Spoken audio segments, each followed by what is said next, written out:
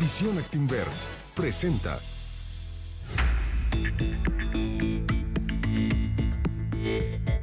Son las 7:42. Aquí lo hemos informado. La inflación de la primera quincena de abril sorprendió a la baja a los analistas.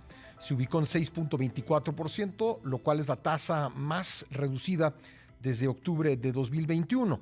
Dicha quincena será relevante para la formación de expectativas, ya que la inflación recuperó el comportamiento histórico que presentaba antes de la pandemia. Vamos a hablar de este tema con Ramón de la Rosa, quien es subdirector de análisis de Actinver. Ramón, buenos días, ¿cómo estás? ¿Qué tal, Pascal? Buenos días, muy bien, gracias. ¿Y tú? Bien, afortunadamente, con gusto de escucharte. ¿Qué es lo que explica, Ramón, el dato pues tan bajo de inflación y cómo ves la perspectiva para el cierre del año?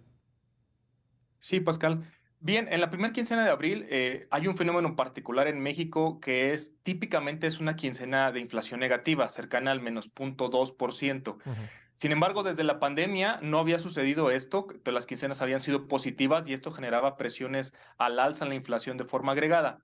Afortunadamente, este 2023, ya la primera quincena de abril, otra vez regresó a ser negativa, fue de menos 0.16%, y se explica porque en este periodo entran en vigor las tarifas de verano de energía eléctrica. Recordemos que en el norte del país las temperaturas son mucho más elevadas, entonces la Comisión Federal de Electricidad pone algunos subsidios y esto permite que baje la inflación. Sin embargo, no es el único componente. También en la primera quincena de abril continuamos observando que este componente de inflación subyacente que le llamamos los economistas, que es básicamente bienes y servicios, también en la parte de bienes ya se observa una reducción. Las presiones en las cadenas de distribución que habían pegado muy fuerte en el 2021 y en el 2022 comienzan a disiparse y entonces ya vimos reducción en precio a tasa anual en algunos productos como son televisores, refrigeradores, lavadoras, estos enseres domésticos que se habían encarecido mucho, ya también vienen a la baja un poco. Y con esto, sí, dime, No, no, Pascal. sí, sí, continúa. Yo te iba a preguntar qué sucede a partir de eso, sobre todo con las tasas de interés, pero creo que para allá ibas. Sí, justo. Con este comportamiento que ya se recobra, digamos, la normalidad en el comportamiento estacional de la inflación, lo que esperaríamos nosotros es que siga disminuyendo hacia el cierre de año, que Ujú. termine la inflación cerca del 5%, frente a algún pronóstico anterior que teníamos del 5.7%. La mayoría de las encuestas, me parece, van a comenzar a revisarse a la baja en los siguientes días, comencemos a ver las nuevas encuestas. Y con esto pensamos que Banxico ya había llegado a una tasa máxima de 11.25 en la última decisión de política monetaria en marzo y Ujú. que ahora en mayo mantendría la tasa sin cambios. Ya, la mantendría sin cambios y yo sé que puede ser difícil responder la pregunta porque nadie tiene bola de cristal, pero ¿por cuánto tiempo se podría mantener estable previsiblemente antes de comenzar a reducirse? Hemos hecho varios estudios y en general un banco central cuando termina de subir sus tasas pasan entre 9 y 12 meses más o menos con la tasa sin ningún cambio, Ujú. estables, permitiendo que la inflación comience a bajar. Entonces, una primera ventana de oportunidad se abriría hacia finales de este año, pensando que ya fue en marzo el último incremento. Ujú. 9 meses sería el cierre de 2023, pero nosotros estamos dentro de nuestros pronósticos esperando el primer recorte hacia febrero del 2024.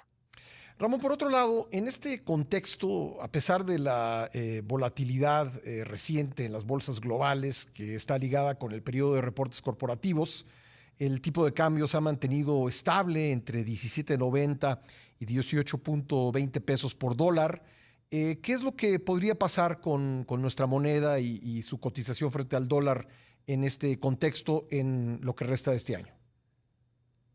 Claro, Pascal. Pues el nivel de tasa ha sido muy atractivo y es una de las razones por las cuales la moneda mexicana se ha fortalecido casi 8% frente al dólar en lo que llevamos de este año. Otros factores que han estado ayudando y que creemos van a seguir vigentes a lo largo del 2023 es la llegada de recursos del exterior. Recordemos que tenemos una llegada histórica de remesas al país. El año Ujú. pasado fueron 58.000 millones de dólares. Para ponerlo en contexto, Pascal, cuando llegó la inversión de Tesla por 5.000 millones de dólares, pues festejamos mucho a lo largo del país, ¿no?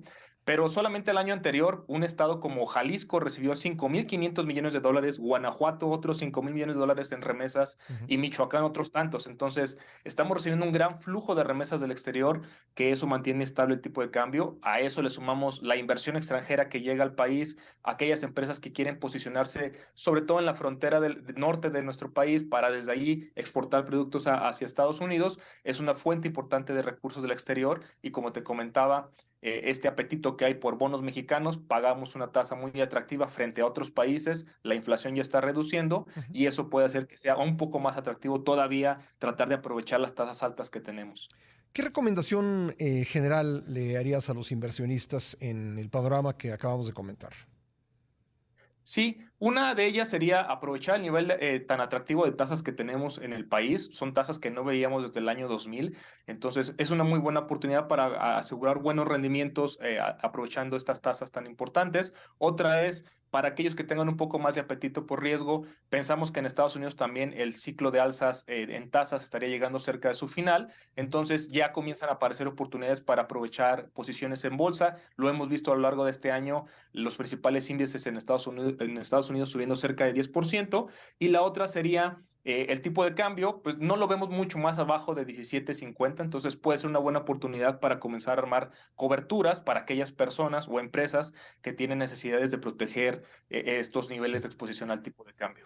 ¿Dónde los encontramos en Actinver, Ramón? Tenemos en la página de actinver.com.mx y en todas las redes sociales donde nos puedan buscar, Facebook, Instagram, LinkedIn, Twitter, ahí estamos disponibles para estar a sus órdenes y poderlos ayudar a asesorarlos de la mejor manera posible.